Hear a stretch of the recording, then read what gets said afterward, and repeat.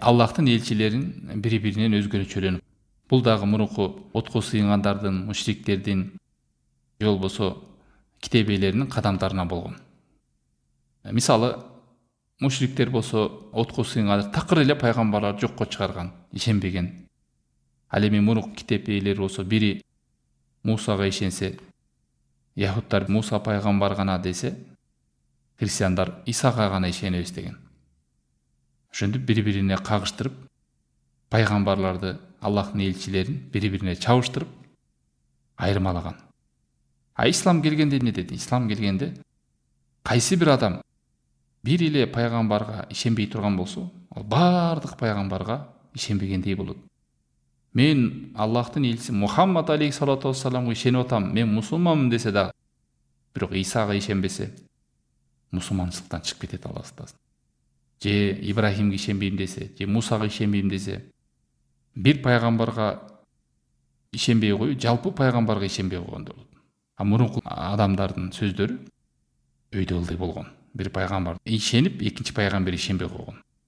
Алла Таалам айтат: адамдар, кулу аманна, биз иман келтирдик Аллахка, жана Аллахтан түшүлгөн нерсеге, жана Ибрахимге түшкөн нерсеге, Исмаилге түшкөн, Исхакка, Якубка, Мусага, Исага, жана бардык пайгамбарларга түшкөн нерселерге биз иман келтирдик деп айткыла. Биз аларды айырмалабайбыз. Биз бардыгына моюн сунган мусулмандарданбыз. Бакара сүрөсү 285-аят. Амана расулу бима унзили илейхи мин роббихи вал муъминун. Аллахтын элчиси иман келтирди, жана ага түшкөн нерсеге, Роббисинен түшкөн нерсеге, жана жалпы момундар баары иман келтиришти. Бардыгы иман келтиришти, периштелерине, китептерине, элчилерине. Алардын эч бирин бири-биринен айырмалабайбыз. Бирине ишенип, бирине четке калып.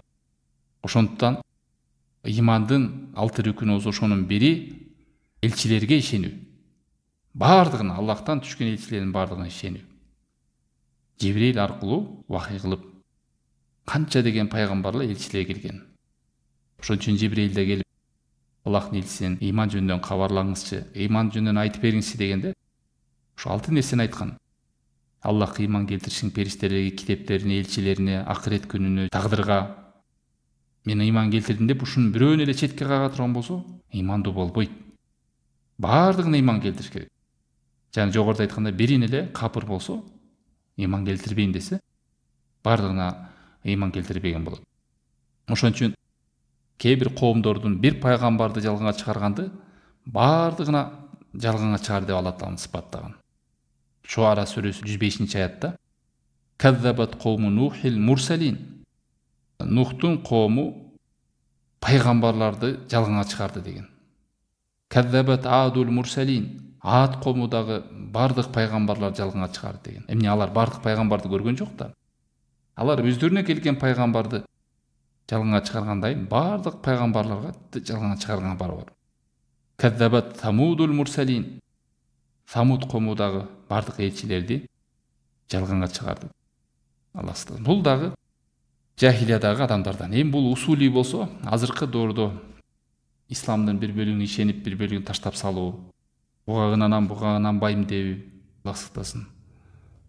Ошонун бир бул жакта тамыры болсо имандын, кээде бутактарына да адам карама каршы болуш мүмкүн. Намаз, зекет, орозо, кайсы бир нерселерге, өкүмдөргө ишенбей, же бир арамды арам деп көрбөй, адалды адал деп көрбөстөн, өзүнө жаккан жерин кабыл кылып, жакпаган жерин таштап салып, Алла сактасын.